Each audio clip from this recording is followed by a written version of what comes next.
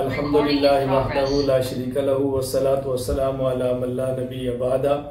وعلی آلہ واصحابہ الذین اوفوا عہدہ اما بعد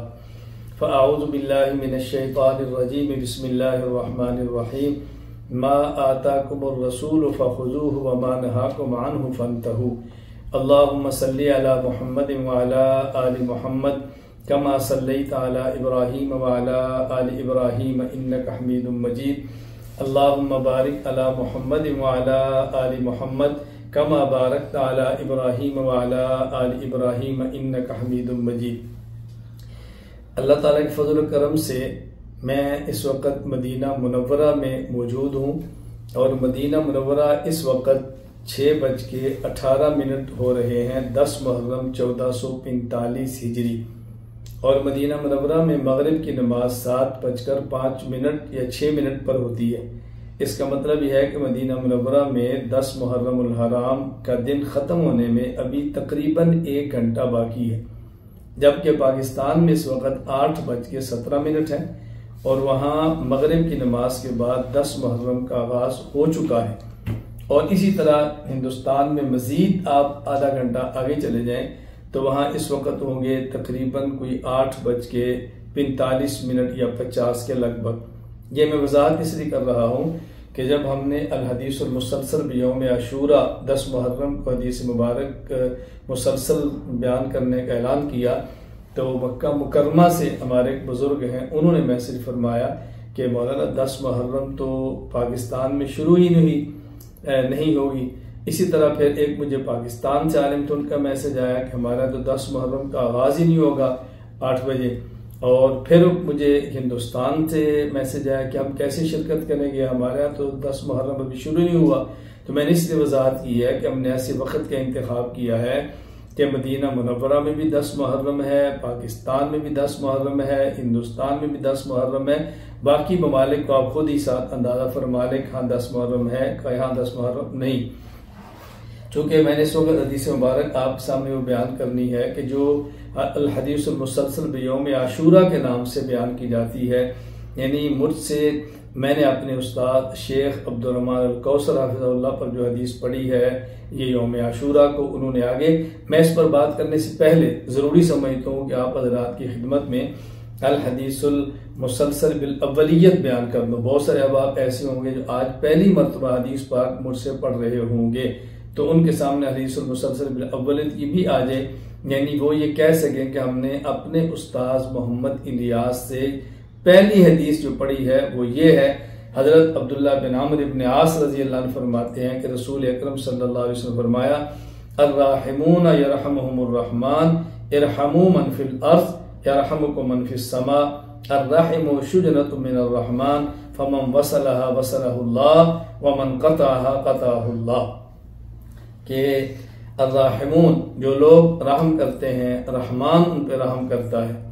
تم ان پر رحم کرو جو زمین میں ہیں، تم پر وہ رحم کرے گا جس کی حکومت اور غلبہ آسمانوں میں بھی ہے۔ اور الرحم یعنی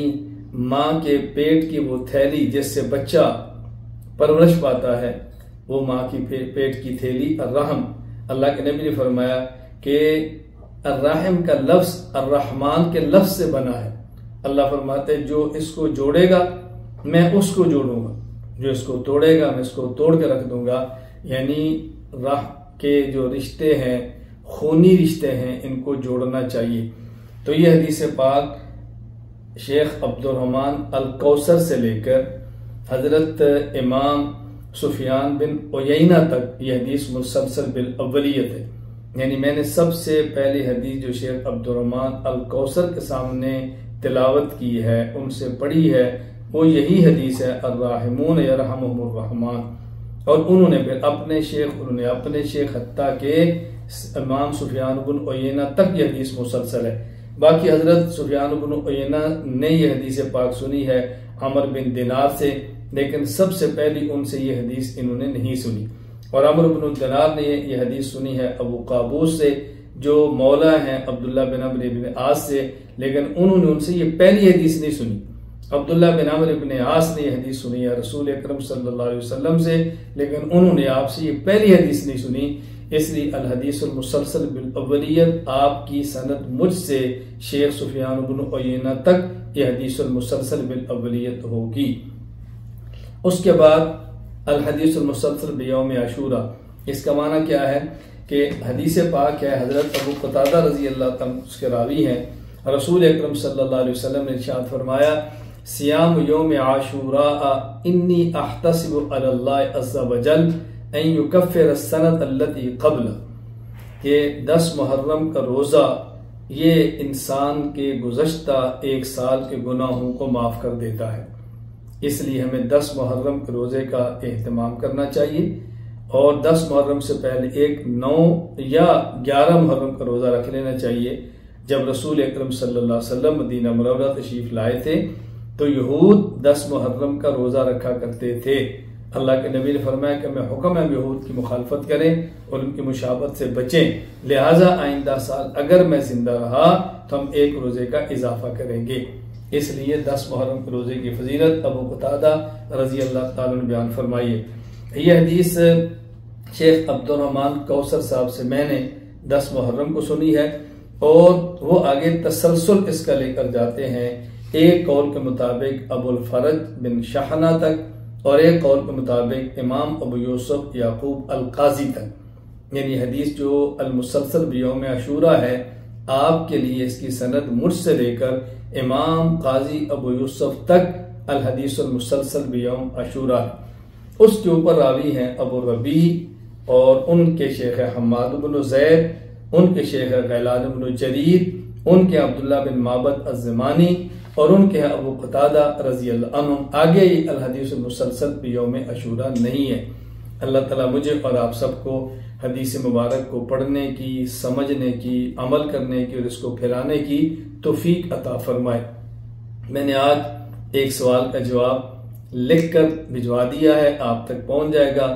بعض حضرات نے ایک شبہ پیش کیا ہے کہ یہ جو کہا جاتا ہے کہ 10 محرم کو یہود روزہ رکھتے تھے اور یہود کی مشابہت سے بچنے کے لیے آپ نے فرمایا، یہ بات ٹھیک نہیں ہے، بلکہ یہود اپنا روزہ اپنے کیلنڈر سے رکھتے ہیں، وہ ہماری تقویم اور ہماری سال کی ترتیب سے نہیں رکھتے۔ میں نے اس کا جواب دے دیا ہے کہ ابن عسقلانی رحمۃ اللہ علیہ نے فتح الباری شرح صحیح بخاری کے اندر یہ بات ارشاد فرمائی ہے کہ یہود اپنا روزہ چاند کی تقویم اور تاریخ کے اعتبار سے رکھتے تھے، اور حضرت فرماتے ہیں کہ ھذا الذی شاہدناہ منہم، اس کا میں نے خود مشاہدہ کیا ہے۔ اس کا معنی اگر بعد میں نے اپنا کیلنڈر ایجاد کر لیا ہے اور چونکہ ان کی عادت ہے ہر کام میں مسلمان سے نیکی اختیار کرتے ہیں، الگ بات ہے، لیکن بہرحال اس پر شواہد موجود ہیں کہ رسول اکرم صلی اللہ علیہ وسلم کی مدینہ منورہ آمد تک یہود 10 محرم کو روزہ رکھتے تھے، تو اللہ کے نبی نے ان کی مشابہت سے بچنے کا حکم فرمایا۔ اللہ تعالیٰ مجھے اور آپ کو رسول اکرم صلی اللہ علیہ وسلم کی سنت کی اتباع کرنے کی توفیق عطا فرمائے۔ وآخر دعوانا ان الحمدللہ رب العالمین۔ میں آپ حضرات کی خدمت میں عرض کرنا چاہتا ہوں کہ ہم نے اس کا اہتمام کیا ہے، آئندہ بھی کریں گے انشاءاللہ، کہ موقع بموقع آپ حضرات کی خدمت میں عقائد کو، مسائل کو، اخلاق کو اخلاص، اعتدال اور دلائل کے ساتھ بیان کریں۔ انشاءاللہ اس کو بیان کیا جاتا رہے گا۔ بس آپ سے میری گزارش ہے کہ آپ مرکز اہل سنت والجماعت سے وابستہ رہیں، احناف میڈیا سے وابستہ رہیں، اور جو ہماری ترتیب ہے کورسز کو اس کے اندر آپ شرکت فرمایا کریں۔ انشاءاللہ بہت فائدہ ہوگا۔ اللہ تعالیٰ مجھے اور آپ سب کو عمل کرنے کی توفیق عطا فرمائے۔ السلام علیکم ورحمۃ اللہ وبرکاتہ۔